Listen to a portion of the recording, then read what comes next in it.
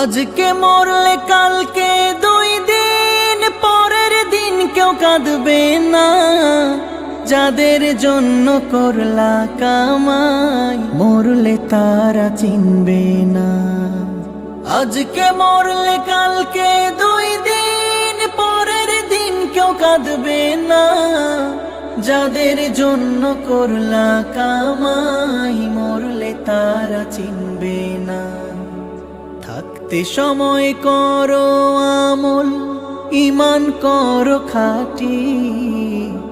থাকতে সময় করো আমল, ঈমান করো খাঁটি।